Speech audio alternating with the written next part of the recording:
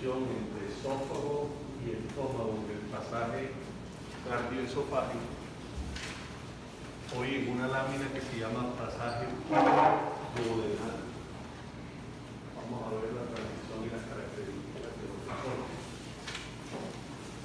Vamos a ver inicialmente en un extremo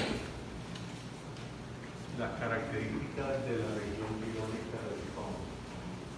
Y esas características son: el epitelio es un epitelio cilíndrico simple.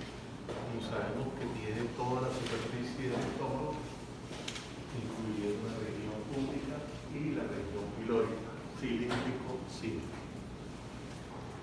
Debajo de ese epitelio encontramos la lámina propia, que se caracteriza porque podemos observar las criptas gástricas, que son los cortes transversales en la superficie.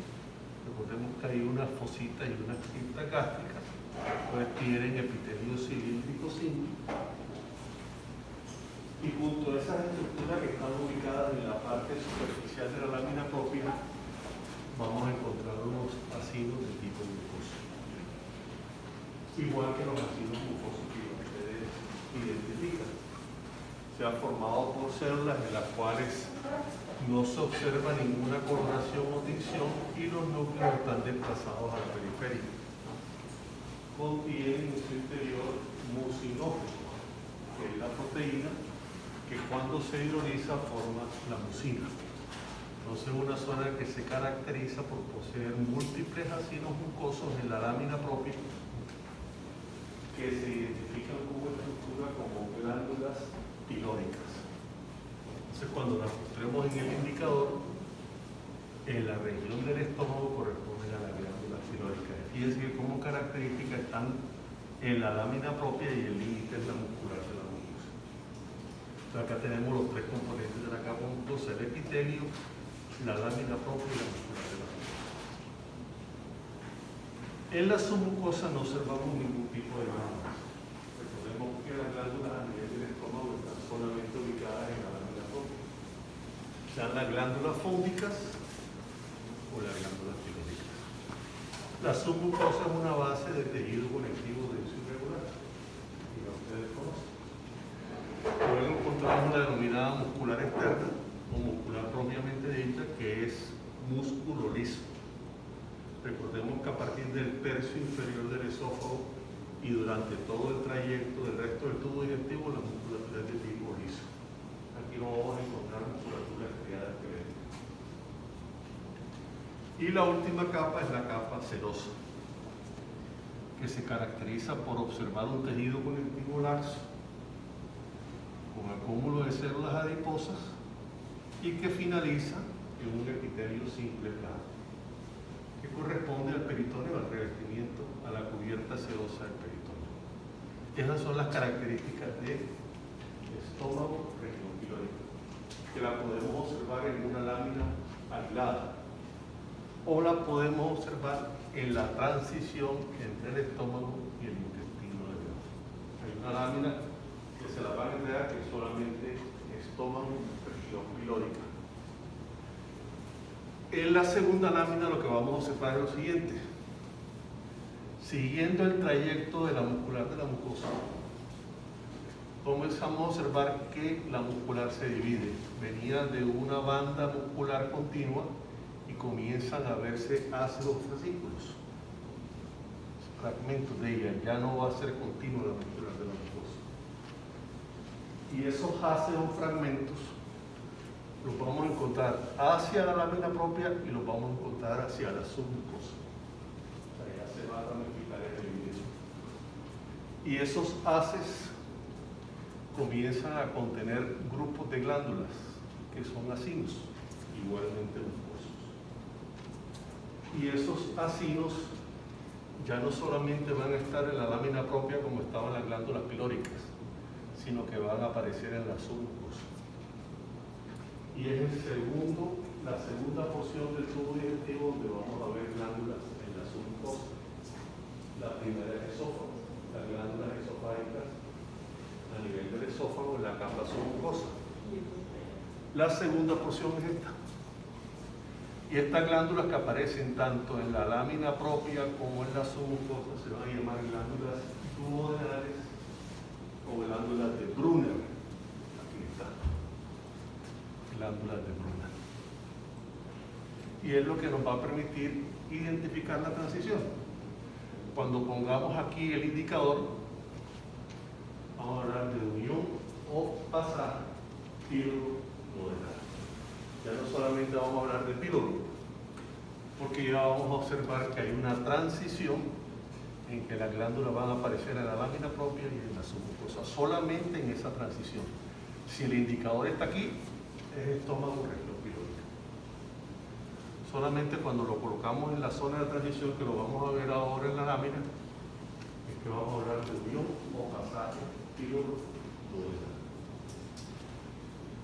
En la medida que avanzamos en el recorrido de la lámina, vamos a observar que van a desaparecer los acinos mucosos y van a comenzar a aparecer otras glándulas que tienen el mismo tipo de epitelio superficial. Ahí es donde se produce uno de los cambios.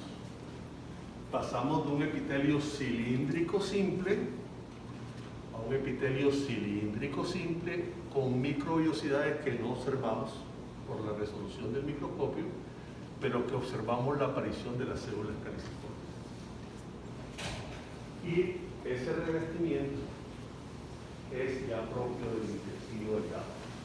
Ya no estamos en estómago, sino que ya comenzaron a aparecer las características del intestino delgado.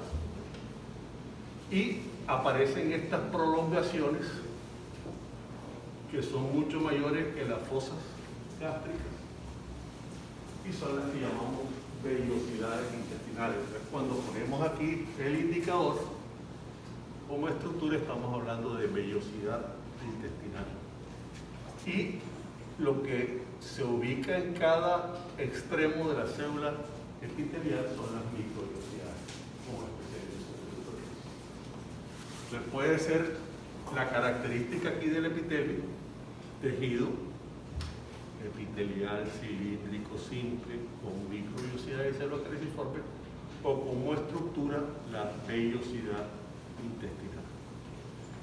Estas glándulas que aparecen ya, que reemplazan los acinos mucosos, son un nuevo tipo de glándulas que ya van a ser características de aquí en adelante. Cuando veamos el resto del intestino delgado, la siguiente práctica de yugo y veamos el intestino grueso, lo que vamos a ver es que ya en la lámina propia aparecen este tipo de glándulas que se caracterizan porque tienen el mismo tipo de revestimiento del epitelio superficial, cilíndrico simple con microvellosidades y son las que vamos a llamar glándulas de Lieberkühn, que están aquí abajo. Los espacios le llaman en algunos textos las criptas, pero nos interesa más las glándulas que van a ser características del intestino delgado y del intestino grueso. Ya cualquier tipo de corte, lo que vamos a diferenciar de intestino delgado y intestino grueso es la presencia o no de vellosidades. Recordemos que las vellosidades solamente se encuentran en el intestino delgado, y en el intestino grueso no hay vellosidades intestinales. Entonces, lo que vamos a permitir más adelante es poder diferenciar intestino delgado y intestino grueso. En la submucosa, a medida que avanzamos, comienzan a desaparecer las glándulas de Brunner. Ya en la porción distal del duodeno, en yeyuno ilio, no hay acinos. Los acinos solamente están en la zona de transición y el resto de los componentes son iguales. La muscular externa, muscular propiamente dicha, es musculatura de tipo liso, una capa de disposición interna o circular y otra de disposición externa o longitudinal. Músculo liso. Y por fuera encontramos la serosa igualmente. Recordemos que todo el intestino, tanto delgado y grueso, excepto las porciones de recto que están en la cavidad pélvica, están cubiertas por peritoneo.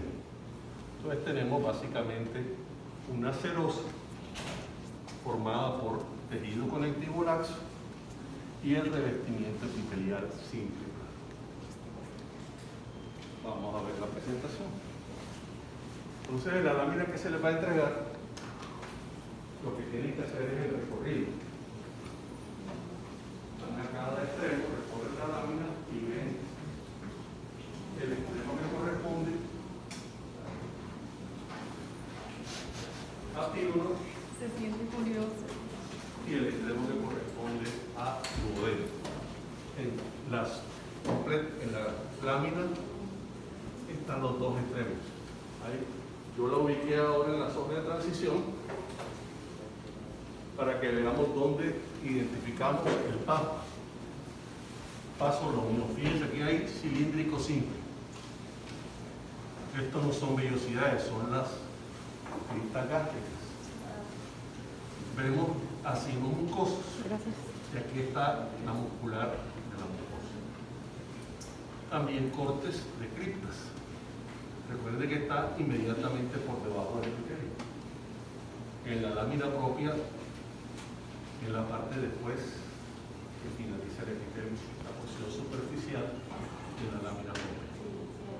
El cilíndrico simple, criptas gástricas, glándulas pilóricas, asinos muscular de la mucosa íntegra. En la medida que avanzamos, comenzamos a ver que la muscular ya no es continua, sino que comenzamos a observar fragmentos. Y esta es una porción, y esta otra porción, y esta otra porción. Y las estructuras glandulares que están por encima de la muscular de la mucosa hacia la lámina propia comienzan a aparecer en la submucosa. Esto es submucosa, tejido conectivo de cerebral, y aparecen entonces asinos glandulares. Esas son las glándulas de Brunner. Aquí eran glándulas pilóricas y son glándulas duodenales o de Brunner. Y la zona es la unión o pasaje píloro-duodenal. En la medida que avanzamos,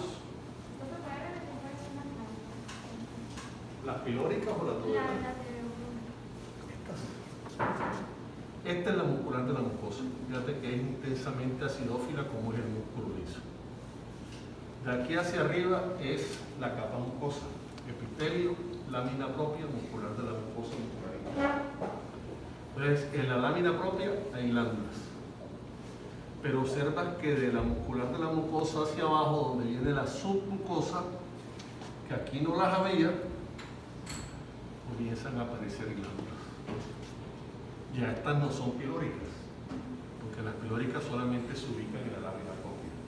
Ya estas se llaman de Brunner o glándulas duodenales. Ambos nombres valen. Si no te aprendes el nombre de Brunner, glándulas duodenales, glándulas pilóricas. En la medida que avanzamos, van a comenzar a aparecer las vellosidades. Inicialmente, como ustedes observan, todavía el epitelio sigue siendo cilíndrico en la zona de transición, y tienen en rojo, donde está el indicador, la muscular de la mucosa, aquí, y ven glándulas por arriba y glándulas por debajo. Glándulas de Brunner, estamos todavía en duodeno. Y a medida que avanzamos, comienzan a aparecer ya estas prolongaciones, que son las vellosidades. Y decir, ya desaparece lo que son las criptas y comenzamos a ver las vellosidades intestinales. Fíjense que desaparecen los asinos mucosos. Ya comienzan a aparecer las glándulas del hígado. Y aquí comenzamos a observar, que vamos a verlo más adelante, las células caliciformes. Ya vamos a entrar propiamente en intestino. Ahí lo tenemos. Esas son las vellosidades. Y las glándulas del hígado. Fíjense que no hay asinos mucosos. Y aquí propiamente, en la medida que avanzamos, van desapareciendo y llegamos a la zona final de la lámina. Es la primera porción. Por eso tenemos dividido la práctica de intestino en dos: duodeno y una segunda lámina que vamos a ver en la próxima práctica, que es guille, guille, donde ya sí se van a ver desarrolladas las vellosidades. Pero fíjense que en principio desaparecen los ácidos mucosos, se unifica la muscular de la mucosa y en la submucosa van a desaparecer las glándulas de Brunner más adelante en la lámina. En esta lámina todavía no creo que tenemos, que es básicamente la unión o el pasaje epídromo-duodenal. ¿Alguna pregunta hasta aquí? Puede ser la plática o identificar epídromo.